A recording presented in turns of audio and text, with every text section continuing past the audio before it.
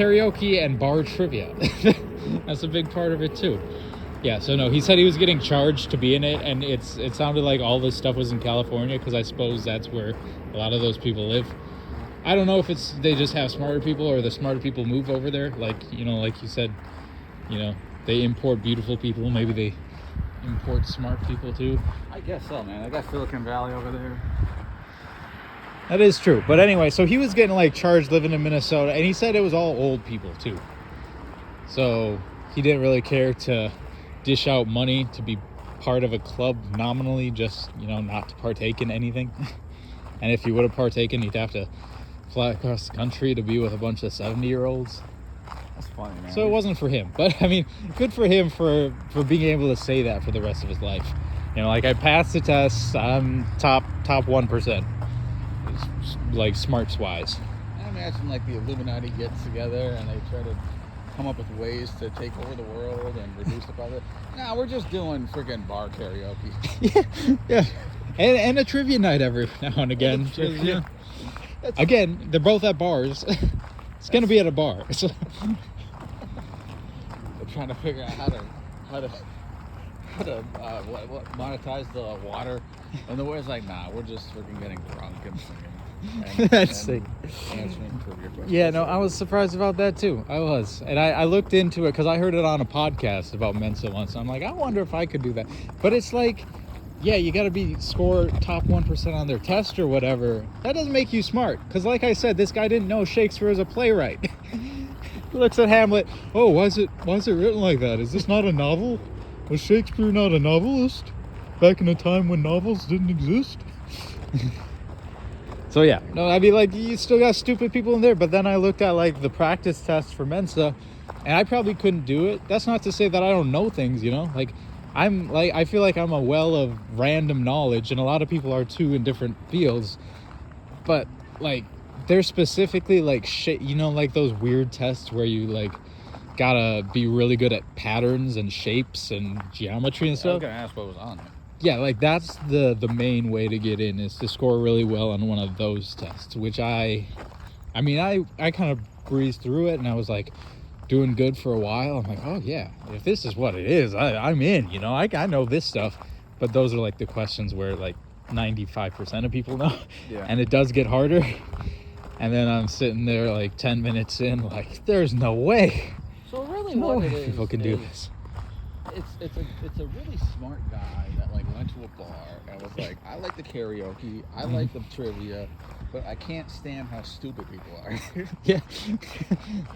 So let's do one of these weird autistic black and white shapes tests. Now I'm gonna make up the key, you know, I'm gonna design the questions, and we'll take like the top 1% of that, and that's who I'm gonna sing with. I imagine there are some people that go in there and go, so how are we gonna take over? Yeah. How are we gonna take over the world? No, we don't. Yeah, no. yeah, people who just joined up, thinking it was like the Freemasons, the Knights Templar. Are we gonna exploit the people? All right, No. all right, Mr. Rothschild, he's here, right? Here. Nah, I'm just here to sing. Let's get fucked up. There's one guy that's just freaking. I was just like, wow, this is horrifically disappointing. Yeah. He came in with all his like hacker data and stuff. Oh, like I was ready to kill millions of people. Yeah. Like this isn't anything like Spectre, and everyone's just like, dude, did you see the movie Spectre? They got wiped out in the next movie in like the first half hour. That's not us. Plus, what are we gonna freaking? We don't want to do any of that stuff. Mm. I mean, it is smart stuff, but we just want to get away from everybody else. Yeah, we don't want to get frickin' killed by James Bond. Yeah, no, I've never been here in my life, so this is actually fascinating. It's exciting. It's one of those trails where you always look at it when you're driving on Highway 7 and you just kind of wonder, like, I wonder what's up there. And this is Hopkins. You can tell because it doesn't quite feel like we're in the Twin Cities.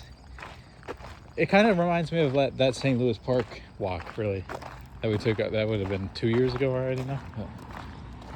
Like, where everything just kind of seems a bit older. Yeah. Yeah. Like, look at that building. That's gonna be 50 years old easily. But speaking of that, 50 years old is 1970 now. Doesn't that seem weird? Yeah, 1972. So that's gotta be like 60 years old then. Because yeah, that could easily be pre-1972. And this building, I don't even. That was cool. I should got a close up on that guy. Don't think that's the speed limit. But this building, like they did this shit back in the mid days, as we could say. They just plopped businesses in with the houses, which I kind of wish they do nowadays. I kind of like it. It's kind of charming to have like an office warehouse. Yeah, I do Next to look your at houses. like brand new development that happens like way out in the suburbs. They never put a business in there. It's all houses. I think Yeah. it's kind of freaky. It's freaky. And then the one business that you do get, then it's going to be one of those multi-billion conglomerate thing like Hy-Vee. Like one of those things like we've got a million Hy-Vees, but that's like the only type of business that you're going to get next to one of those big housing developments, because they only want the big brands, whatever. You're never going to get a random warehouse that nobody knows what it is with not even a sign on the door. They'd be like, no, that's nowhere near us.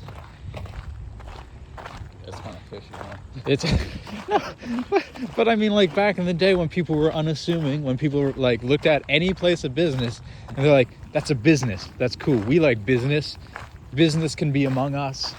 Now people nowadays are too cool for business, even though they've got to be in business to afford one of those new houses, but they don't want the business by them. It's sickening. They don't want any business. They really just want only houses. Right, yeah, that's totally my dad. Every time we go on a rant like this, we're always just talking about my dad.